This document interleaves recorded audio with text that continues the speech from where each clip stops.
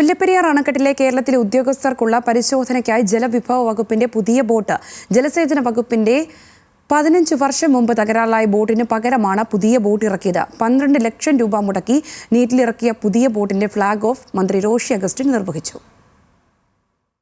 മുല്ലപ്പെരിയാർ അണക്കെട്ടിൽ ഉദ്യോഗസ്ഥർക്ക് പരിശോധന നടത്തുന്നതിനായാണ് ജലവിഭവ വകുപ്പ് പുതിയ ബോട്ട് എത്തിച്ചത്. 12 ലക്ഷം രൂപ ചെലവഴിച്ചാണ് പുതിയ ബോട്ട്. ജലസേചന വകുപ്പിന്റെ 15 വർഷം മുൻപ് തകരാറിലായ ബോട്ടിന് പകരമാണ് പുതിയ ബോട്ട് വാങ്ങിയത്.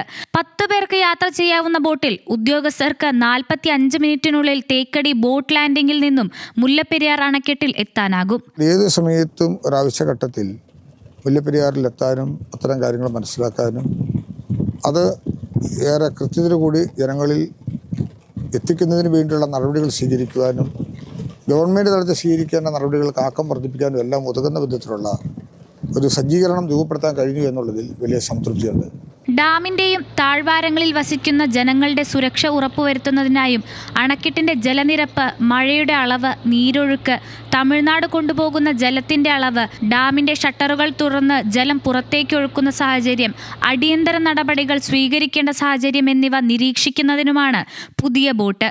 മുമ്പ് പോലീസിന്റെയും വനം വകുപ്പിന്റെയും ബോട്ടുകളാണ് ജലസേചന വകുപ്പ് ഉദ്യോഗസ്ഥർ ആശ്രയിച്ചിരുന്നത്.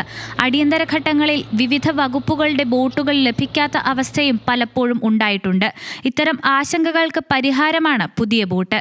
ന്യൂസ് മലയാളം, ഇടുക്കി.